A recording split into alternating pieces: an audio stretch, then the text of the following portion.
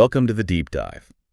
We take those dense stacks of source material, we sift through them, and basically give you the crucial insights, the shortcut to being really well informed. Yeah, that's the goal. And today, we are strapping in for a pretty fascinating deep dive. We're tracing the whole journey of Volkswagen, starting from, well, simple metal sheets, Right. all the way to these hyper-connected electric vehicles we see now. It's quite the transformation. It really is. And what we're looking at here, it's more than just car manufacturing. We're examining an icon, really, a company whose identity was, well, forged in crisis and then had to keep reinventing itself. Our sources, they show this incredible history of ambition, definitely conflict, and a huge amount of technological change, moving from the Beetle. That raw ideology almost? Exactly, to the Golf, which was much more about pragmatic engineering platforms. And now, yeah, this fully digital future. And that's the core thing, isn't it? The contradiction we need to unpack for you. How does this idea, conceived back in the turmoil of 1930s Germany? Political, economic chaos. A plan for a cheap, simple car for the people. How does that survive a world war, the factory getting basically annihilated, and then 50 years later, consumers wanting something completely different? It's an amazing survival story. So let's unpack that genesis first. Okay, where do we start? The context. Yeah, the initial context is just critical. Germany, early 1930s, deep recession, massive unemployment, owning a car. That was like a symbol of extreme wealth. Right, for the factory owners, the professionals, not the average worker. Exactly. Your builder, your tailor, no chance. They were totally out of reach. So the specific need, technically, was for an economical car, something robust, capable of handling the roads back then, which weren't always paved. Right, dirt roads were common. And space for a family, some luggage, and crucially, it had to be affordable, truly affordable for an average citizen. And this technical challenge, this ambition, it was really championed by Ferdinand Porsche. Porsche. Yeah. And it got formalized in 1937 with the Association for the Preparation of Volkswagen. Now, you can't ignore the politics. It was heavily backed by the Nazi organization, Strength Through Joy, the KDF. A political project, first and foremost. Primarily, yes. But the engineering brief itself was real. And Porsche's solution was clever, that round, wide shape, the Boxer engine. What's special about a Boxer engine again? Well, the cylinders are horizontally opposed. They lie flat. It keeps the car's center of gravity really low. Okay, so better stability, especially on those rough roads. Exactly. That was a key part of the design. So the prototype's ready, and in 1938, they start building the factory near Fallersleben. And it wasn't just a factory floor, was it? No. They were building an entire city alongside it for the workers, their families, called KDF Car City, this grand vision. But that vision, it didn't last long. No. Utterly crushed by the war. Before even one civilian car could be produced, the entire place switched to military production. Like what? Not Beetles. No. The Kubelwagen and the Schwimmwagen. These were military transporters based on the Beetle platform. And this period, it's incredibly dark. The sources are clear. The factory ran on forced labor, systematic violence. That initial people's car dream just vanished. So after the war, what was left? Just ruins. Pretty much. Smoking ruins, damaged, mined, basically abandoned. It looked like the end. But it wasn't. This is where it gets interesting. This is where the resurrection happens, almost by accident. There was a British officer, Major Ivan Hurst. Hurst, right. He's surveying the damage, and somehow he sees potential in the wreckage. He organizes clearing the mines, starts repairing the machinery, piece by piece. And didn't he, drive a repaired Beetle through the rubble? Famously, yes. A symbol, maybe. His intervention was crucial. It sort of decoupled the car's technical merit from its, disastrous political origins. So production starts again, but for whom? Initially, just small scale for the British occupying forces, local authorities, using damaged gear, scarce materials. Then in 1949, control goes back to the Germans under Heinrich Nordhoff. And Nordhoff. Yeah. He was key, too. Absolutely. He had the immense task of modernizing the site, rebuilding trust. He had to be as much a diplomat as a CEO, navigating that incredibly complex legacy. And then somehow, this little car. Yeah. it just explodes globally. It's amazing, isn't it? Suddenly, it's the reliable, simple, unpretentious car everyone needed in the 1950s. Especially in the U.S., right? The Bug. Yeah, the U.S. market went crazy for it. They called it the Bug. And the sources paint this picture, these tiny German cars parked next to giant Cadillacs and Chevys on New York streets. What a contrast. Huge contrast. And it just kept selling, over 21 million Beetles in total.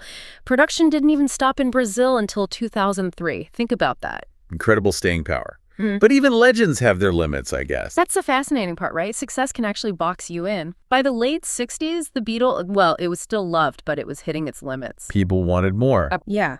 Customers were demanding things the Beetle's basic design, that rear engine, air cooling, just couldn't easily deliver. Like better crash safety, air conditioning was becoming expected, more space. So VW was kind of stuck, risking becoming obsolete. Exactly. They had to make a massive change. A pivot. And that pivot was the Golf, 1974. 1974. And it wasn't just a new model. It was a total conceptual shift. Angular, precise lines. Nothing like the Beetle. Nothing. Front engine, water cooling, that hatchback design for practicality. It was a complete overhaul. Designed by Giorgetto Giugiaro, wasn't it? The Italian designer? That's right.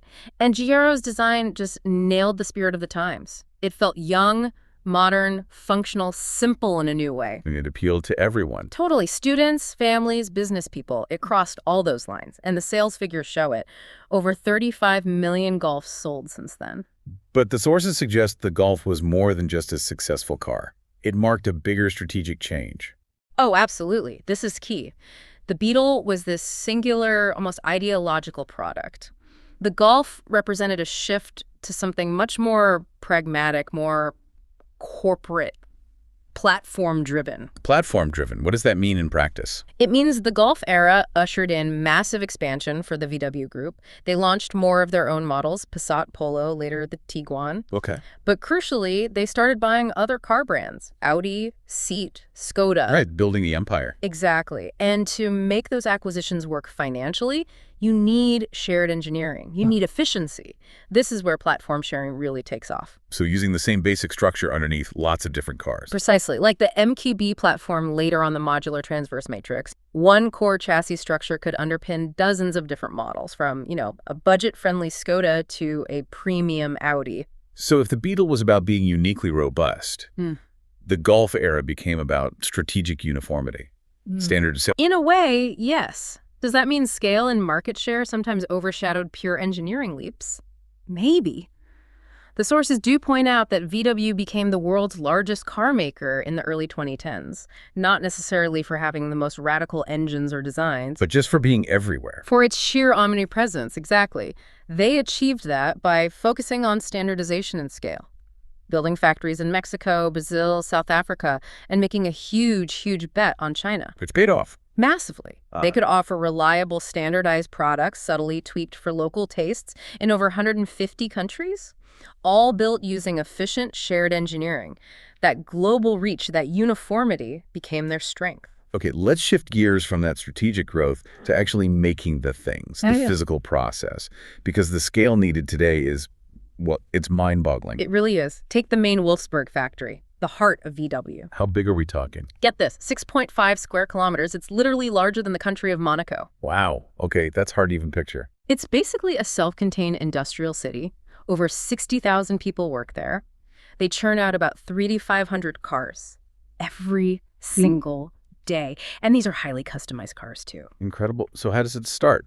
Raw materials. It starts in the press shop with these huge coils of sheet metal, massive things, weighing as much as a truck sometimes. And then just unroll them? Unroll them, feed them into these enormous presses. They get pierced, shaped, boom, boom, boom, doors, roofs, side panels. And this has to be super precise, right? Extremely precise. The whole process is monitored constantly. Sensors, cameras, algorithms, checking tolerances down to fractions of a millimeter. That's phase one, forming the basic components. Okay, phase two, putting it together. That's the body shop. And it's basically a robot ballet. Robots doing the welding. Thousands of spot welds, done by robotic arms in minutes. It's not just faster than humans, it's more consistent. It manages the stress on the metal perfectly, ensures every seam is identical, microscopic integrity. Humans just can't replicate that speed and precision consistently. And they use more than just welds, I read. Yeah, that's interesting. They use a special structural adhesive, adds extra rigidity and safety. It's tech borrowed from the aerospace industry, actually. Makes the final shell incredibly strong even before painting. Right, so phase 3 must be paint. The paint shop. The bare metal shell gets meticulously washed, pre-treated, and then robots apply the paint, fine, even coats. Everything's done in these controlled environments to avoid any dust. And the colors are all custom. Totally custom. Everything's computer controlled, the mix, the application thickness, then it goes into these high heat ovens to cure. Okay, body shaped, welded, painted. What's the big moment? Phase 4, the plant workers apparently call it the marriage. It's quite dramatic, logistically. A marriage, okay. So you have the finished painted body shell coming down from an overhead conveyor. Right. And from below, the entire assembled undercarriage rises up. That's the drivetrain, the chassis, engine, exhaust, suspension, everything. The guts of the car. Exactly. These two huge, complex assemblies meet. And then, bang, 4 critical bolts connect them. In about 4 seconds, the car essentially gets its heart. 4 seconds. That coordination must require incredible digital control. Total digital control. Which leads us right into phase 5, final assembly. This is where it starts looking like a car we'd recognize. Yeah. Now they install the interior seats, dashboard, carpets, all the complex electrical wiring goes in miles of it, like the car's nervous system, safety systems, airbag. The tech, the screens and stuff. That's the final critical piece.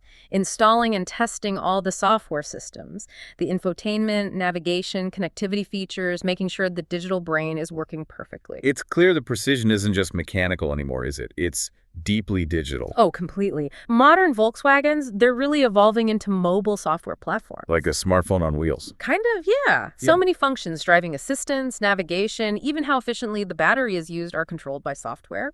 And the cool thing is, they can often be improved remotely. Through over-the-air updates, like my phone gets. Exactly, over-the-air updates, which means VW has had to make this huge internal shift, investing heavily in developing its own software platform. They need to manage all that connectivity, all those functions in-house, secure it. And this digital side ties into their big push for electric cars, right? The ID models. Absolutely, it's central to it. The sources talk a lot about their way to zero strategies. Way to zero, aiming for climate neutrality. Yeah, by 2050 at the latest. And the interesting question is always, is this just corporate talk, just buzzwords? Or is there real technical substance behind it? What do the sources suggest? It seems pretty systemic, actually, deeper than just PR. For example, there's Zwickau factory in Germany. It now only produces electric vehicles, the ID models. Okay, that's a big commitment. And they power that factory using only eco-friendly electricity. Plus, they're actively working to reduce energy consumption in the manufacturing process itself. Not just offsetting, but actually using less. That's significant. But a car isn't just made in one factory, right? Yeah. What about the whole supply chain? Batteries, materials? Exactly. And they seem to be tackling that too. The approach is holistic. It includes things like comprehensive material recycling, especially important for batteries recovering those valuable materials. Makes sense. They're also cleaning up their logistics, using electric trucks and trains for moving parts between plants, investing in new cargo ships that run on cleaner natural gas for overseas transport. And the companies they buy from, their suppliers. That's a big piece too. Suppliers are now audited much more rigorously, not just on cost, but on human rights compliance, fair working conditions, and meeting strict environmental standards. It's trying to overhaul the whole global network. Wow. Okay, so stepping back, this has been quite a journey we've traced. It really has. Moving from, like you said, this almost primitive, necessary vehicle born out of political crisis, rebuilt from rubble. Yeah, sheer necessity. To this incredibly precise, globally integrated machine, driven by complex software, aiming for clean energy. It's a world away. It is. But what's maybe most remarkable is how that core idea, creating a vehicle that somehow reflects the spirit of its age, seems to have endured. It just keeps transforming. From rugged simplicity To standardized precision. to now this complex, digital, and sustainable precision. So we saw the Beetle defined by that simplicity, the Yeah. Golf by its precision and uniformity. Our sources mentioned the new electric ID Buzz, Yeah. this van that's kind of part adventure vehicle, part practical business tool. Yeah, it blends those things. Charging ports for work, but also space and that kind of freedom vibe. Right. So here's the final thought for you, the listener.